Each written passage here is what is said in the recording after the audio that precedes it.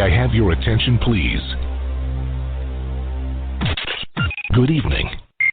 You're listening to Straight Talk with Dean and Mark. We thank you for tuning in and hope you enjoy another exciting episode of our show.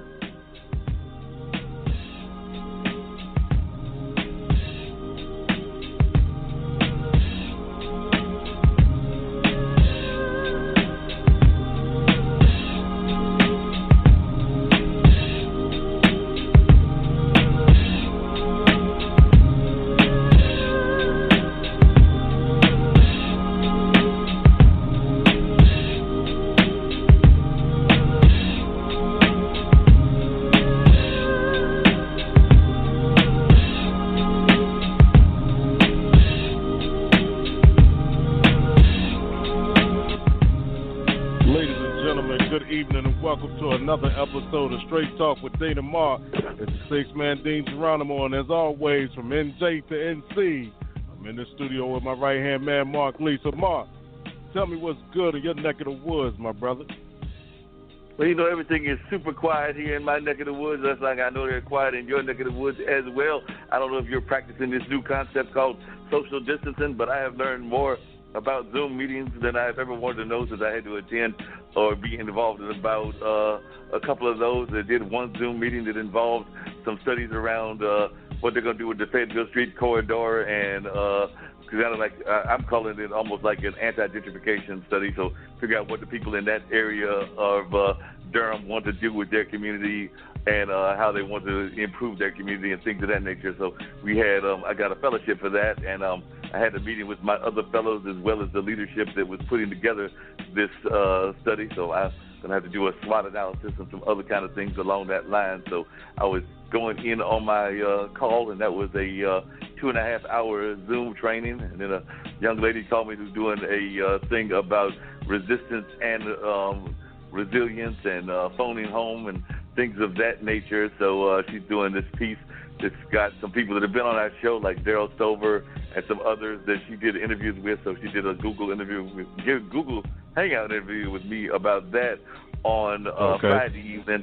And then my friend Shree, who's over there in the New York area, had his conference that was originally supposed to be a live conference at Pace University, but they made it an online conference. So I attended some of those workshops, and some were online, so I was able to go back and listen to some of the seminars that I might have missed, but watched some of the seminars live and attended some others. And then Christ Central has been doing their service, the church that meets out of Hayti, online. So I checked out their online service last Sunday and then this past Sunday as well. So the last 2 Sundays, and looks like they're going to be doing that for at least a few more weeks. So there, like I said, folks are trying to follow the guidelines that the CDC has placed in place. I just actually caught a bus earlier today, and they've got us entering from the back, and Durham buses, at least for right now, are fare free. So, got on there with a little bit of groceries, and didn't have to pay any fare because they're doing different things in different places as they're trying to do different things to lock down what they're calling this German.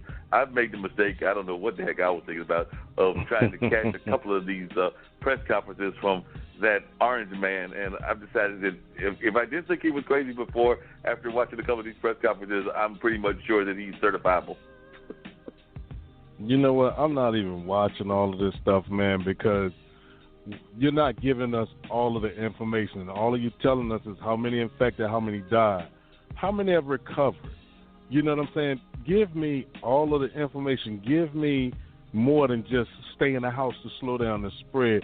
Give me more information. I'm not one of those people that's going to jump just because you say jump. I wasn't born that way, wasn't raised that way, and definitely not going to be that way. I don't really care about the other part, social distancing. I haven't, and I'll say it just like this, I haven't fucked with a lot of people for a long time, so being by myself doesn't bother me. Being with my wife and my family doesn't bother me. What bothers me is it's like, well, go inside to keep it from spreading, but you're not telling us how it's transmitted. You're not telling us ways to combat it other than wash your hands. You should have been doing that a long time ago. So now you're saying, oh, it's all these cases, and every time it's an update, you talk about more cases, and you talk about the people that died. What about the people that recovered? What about the people that are false positive? Give up all the information if you really want to be informative. You know what I'm saying? Don't That's just give me half and expect me to, that's like giving you a meal half cooked. And it looks done on the top, but once you dig down inside of it, it's not finished. So give us all the information, unless you're holding the information back because you have an ulterior motive. And at that point, now we have another problem.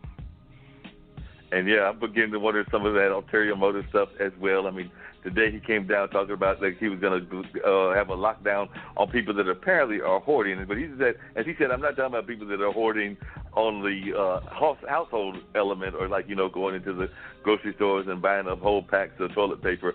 And I've had several conversations with several friends of mine.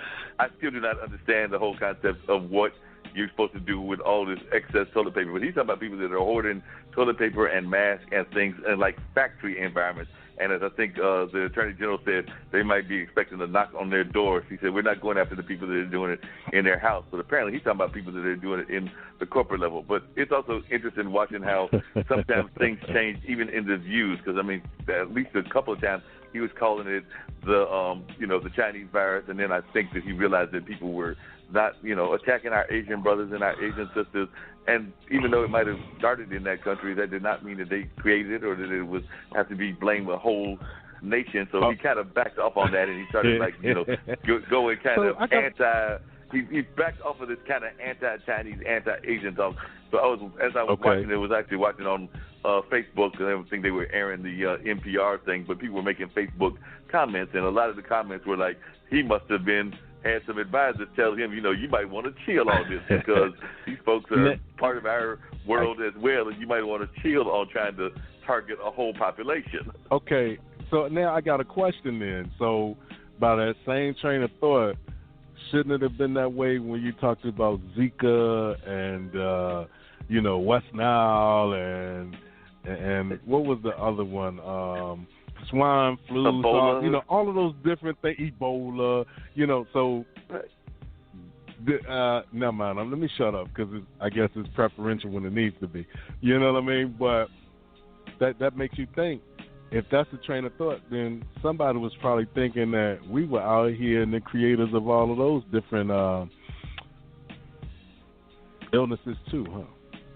Yes, I mean, you got to remember, Jen, they've always had different kind of contexts, the way that folks have both have done this and that. I'm thinking about how even when we had the AIDS crisis, and in one of these conversations, he was talking about how, I think he said within 8 years, it's supposed to be totally eliminated in a number of cases of AIDS or whatever. And I do know that the disease can definitely disappear. I mean, when was the last time there was an actual case of polio and things of that nature? So I'm not saying that that's not impossible, but remember when it first came out, they were talking about that it was the same kind of thing. Science had gone wrong, and they were even trying to put it on the African continent and things of that nature. So this is not new for government officials to try to put it on some other part of the world or even some element of the world, whether that's, a lifestyle, whether that's people, or whether that's ethnicity or whatever. This is not a new strategy.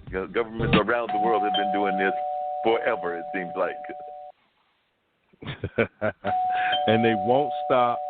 And I guess fear controls everything. But you got some people that are that say, you know what, we're gonna live and we're gonna do what we want to do regardless. Like here in New Jersey, the governor got mad because you say, well, you can go visit family. You can go to the liquor store. You can go to the convenience store. You can go to the pharmacy. You can go to the grocery store. You can go get your car fixed. But you can't be outside. Some people say, you know what? We'll do what we want to do regardless. And for those people who make that choice, hey, that's their choice. Like I said, without all of the information, for me, I don't really care. I'm chilling in the house. I'm relaxed. As long as I got electricity, the roof doesn't cave in, I got something to eat, I don't have to see nobody really for a long time if I don't really want to.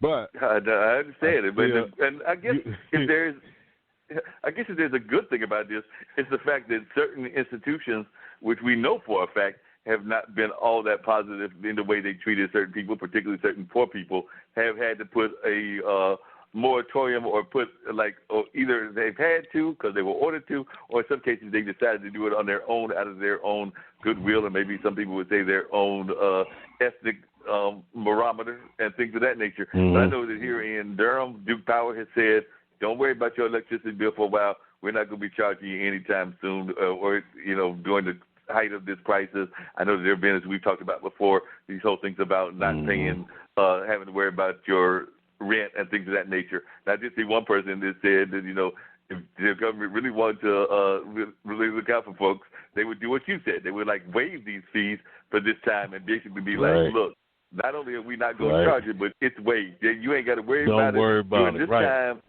it's forgiven, and they were even suggesting that you forgive several things. Forgive electricity.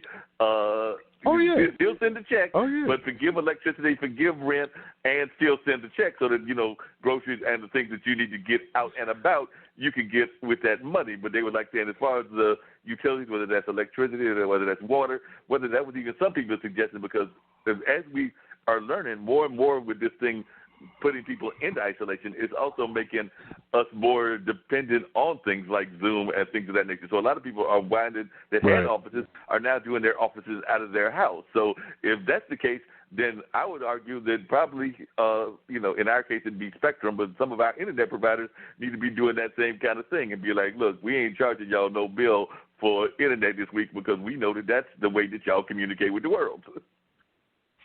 It would be nice, and see what is interesting is people are losing their jobs now. So now what's going to happen when this all blows over? Sending people a little $1,200 check, to me, is not enough. You want to forgive something while they're out of work. Take away those bills, like you said. Take away those bills that, we don't expect you to pay. Give me the deed to my house. But you know what? Forgive those months of rent from the time you said stay in the house.